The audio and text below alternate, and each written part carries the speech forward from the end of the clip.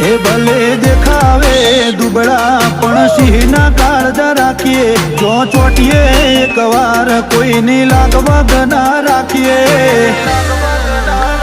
જો અમે અડી જઈએ તો બાકી ના રાખીએ તારી લડવાની તૈયારી તો અમે તૈયાર બેઠા છે મોટા ઉપાડે ના આવતો જમીન મળશે નહીં પશે